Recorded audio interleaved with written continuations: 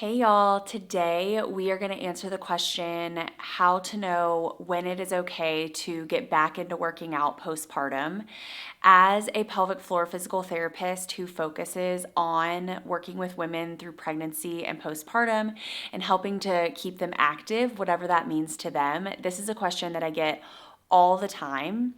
I think because we've all heard the horror stories of our friends or our sister or other women in our lives who went back to exercise too soon and had to deal with some pretty serious stuff or continued to have to deal with pelvic floor dysfunction or core stuff for months and months to come. And we just want to make sure that that's not us. So it's a great question to ask, and we are going to answer it today.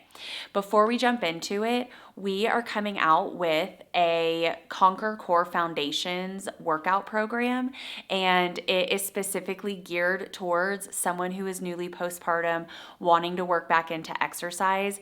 If you want to get on the wait list for that to kind of be the first to know when that program is going to launch and get early access to it, the link to that program is going to be in the description. Okay, let's jump into it. So, the first thing that I want you to think about is that when somebody talks about when can I get back to exercise after I've had my baby, there's really two types of exercise out there, and a lot of us are skipping the first one. So, the first one is kind of that rehab focused exercise window where what we're really focused on is getting back that foundational and automatic strength and support and automatic patterns that we probably had naturally pre-pregnancy, and we don't really realize that it's not just going to be back for most of us automatically right away postpartum.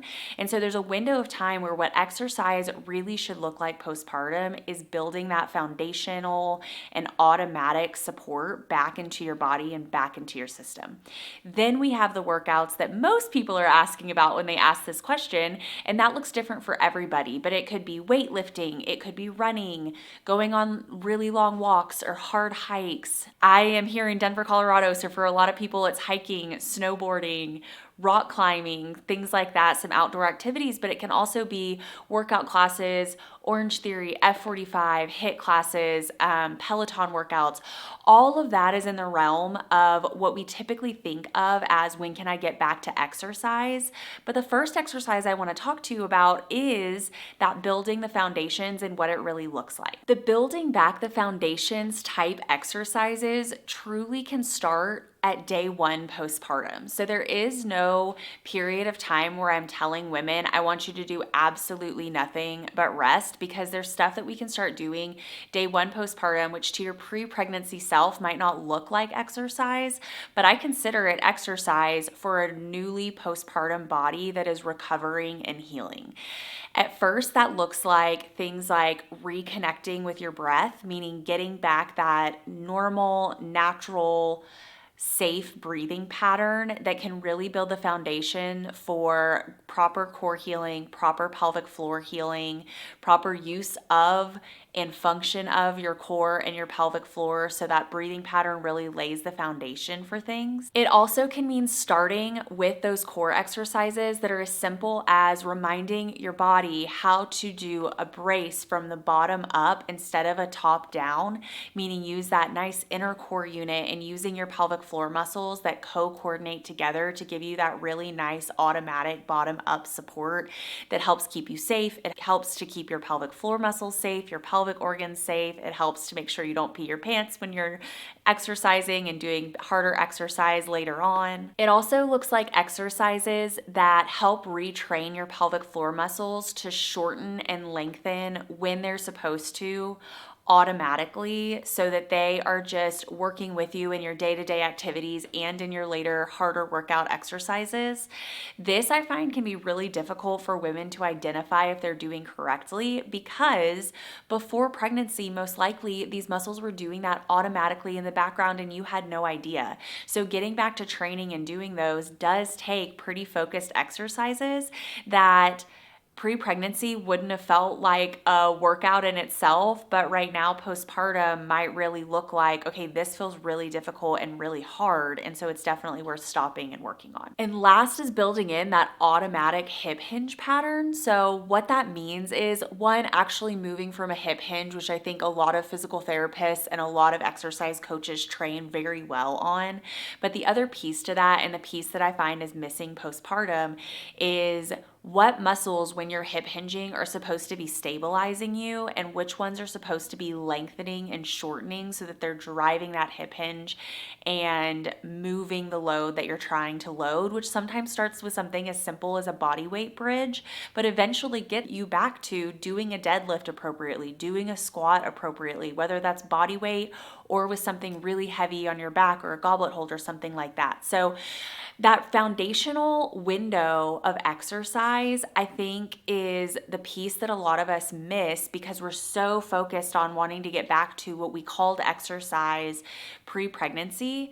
And sometimes that can really be empowering and exciting when somebody asks me, when can I get back to exercise? And I get to answer, well, we can get you back to doing exercises today, no matter when that is that they're coming to see me, whether that's week 2 postpartum, week 6 postpartum, whatever that is. I get to say, hey, we can do some exercises today. We're going to program some for you. I just don't think you're ready to go back to Orange Theory yet, but that doesn't mean that you don't get to do some exercises and feel like you can get the mental benefit, the physical benefit of moving your body and starting to reconnect some patterns and reconnect some foundational automatic strength back into your system. Then we get to really get back into the exercise that you're used to, that running or lifting or exercise class that is really what you want to get back into after you've had your baby. I will say that that timeline looks different for everybody, and the litmus test that we're using for that is, are those foundations built back in? Do we have some automatic support of muscles in the right way? Do we have automatic breathing pattern back, automatic pelvic floor and core support from the correct muscles, not from compensatory muscles? And then we get to give the green light of slowly and progressively getting back into those bigger workouts. And that timeline truly does look different for everybody, because sometimes there's just not as much that we have to work on foundationally, because maybe they kept those foundations all the way through pregnancy. They were able to stick with their workouts all the way through pregnancy, and we've really only taken a little time off. Or sometimes people had really rough pregnancies where they truly couldn't exercise through it. And so we've had a really long time where we've been away from that foundational strength and some of those foundational patterns, and it takes a little bit longer to build back. So the timeline looks different for everybody. And instead of asking at what week postpartum or how many weeks do I need to wait before I can get back into working out, what we really need to ask is, how quickly can I build those foundations back? And the great news, again, is that we can start at day 1 postpartum, week 1 postpartum, whenever you feel ready for that. What I find is, once I get to answer the question with, hey, we can get started today with doing some exercise, we're just going to be really specific with what the exercises are. And then this is everything that I want you to feel really confident in before you go back to that HIIT workout, or before you start to run again, or before you get out there and go for a good hike again. What I see is that it transforms patients away from fear of getting back to working out to feeling really empowered, because it puts the ball in their court. It's like, okay, there's something I can do about it. I know what needs to happen in order for me to go back and do my workout. And I then, once I've built those foundations, I get to go back and do that workout without fear, because I know that I did it the right way and I went back in the way and the order that I was supposed to. And it can feel really, really empowering, instead of feeling fearful of your exercises that you love and that you're ready to get back into. Okay, so how do we know if we've done too much too soon? Especially if you're someone that you've already jumped back into your workouts, you've already jumped back into some lifting or some running or whatever that looks like. One of the ways to know if you've done too much too soon is, well, there's 2 stages. Early postpartum, in that really early phase, what I will tell patients is, it's okay to start on some of these foundational exercises, of course, but you might also also be getting back into just getting out and doing a little bit of walking or just getting up and doing things around the house. And I know that in our pre-pregnancy brains, we don't think of those things as exercise, especially if we're someone that does much bigger, quote unquote, harder exercise. But for a healing body, that can be a lot. So in those early days postpartum, things that we're watching for, one is bleeding. You're going to be bleeding for weeks postpartum. That's totally normal. It's totally natural. We want to see that bleeding start to gradually decline.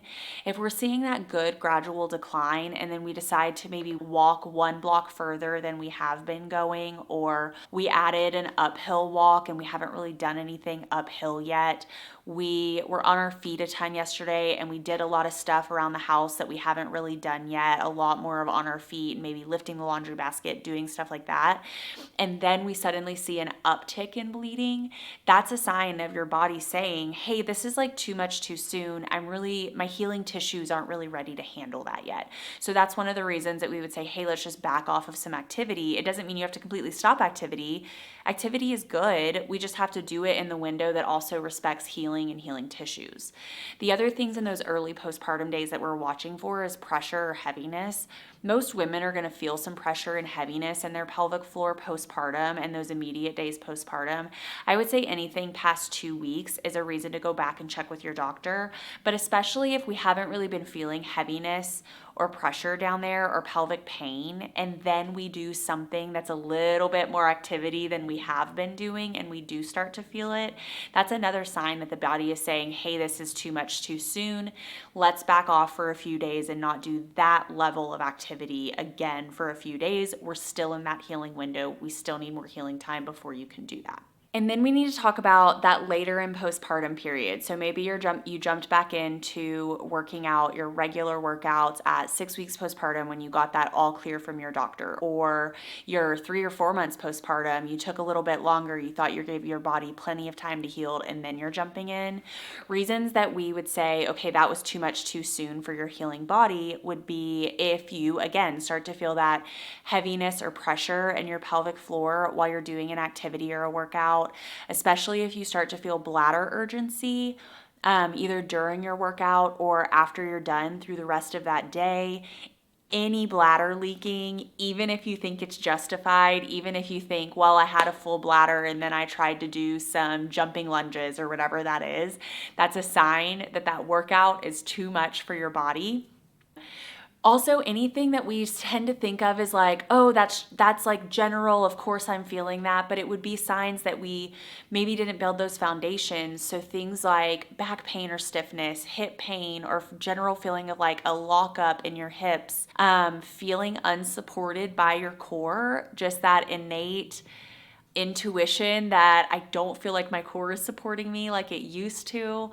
All of those are signs that we are doing too much too soon, and that it doesn't necessarily mean you shouldn't be exercising yet, but maybe the level of exercise or workout that you're doing isn't what is right for your body yet postpartum. The biggest thing that all of those things are a sign of when you're getting back into those bigger workouts with your postpartum body is that there's some of that foundational strength, automatic foundational patterns that I talked about in the beginning, that we missed something. We didn't rebuild them. They're not doing what they're supposed to automatically in the background in order to support the level of working out that you're doing. So it doesn't necessarily mean that you didn't wait long enough or that it was the wrong timeline. It just might mean that we skipped building some of those foundations. And if we go back and build those foundations, then those workouts are totally plausible for you to go back to safely and without chance of injuring yourself or damaging healing that your body is going through postpartum. So again, the ConqHER Core Foundations course is not just for postpartum. However, it is perfect if you are postpartum and you're looking to get back into activities and exercises and workouts that you love. It is the exact progression of that foundational strength and foundational patterns that I take all of my patients through, especially postpartum, to help them get back to the activities that they love doing without having to be fearful of hurting themselves, delaying healing, ending up with a lifelong of urinary incontinence or pain or pelvic floor dysfunction. So it's the exact progression. It's over a 12-week period. It's aimed at taking about 12 weeks to build back those foundations. However, you can do it on your own time and build in your own timeline. It is going to be delivered in an app format with video instructions, with me giving the exact cueing that I use with patients to teach them how to use their bodies very well, again, postpartum, and with reps and sets and everything that you would need programmed in so that you can do it on your own time from the comfort of home or the gym that you already love. We are going to put the link to join that wait list for the program in the description. Follow that link and join that wait list if you're interested in hearing more about it, especially knowing when that program launches. The wait list is going to receive early access to the program as well as a special discounted rate for that first week after launch. So if it's something that you're interested in or at least interested in learning more about, then go ahead and check that link out. Thanks for watching, and if you would like to make sure that you know about everything that ConqHER Pelvic Health is doing to support women through pregnancy and postpartum, make sure you're following us over on Instagram. Thanks, y'all.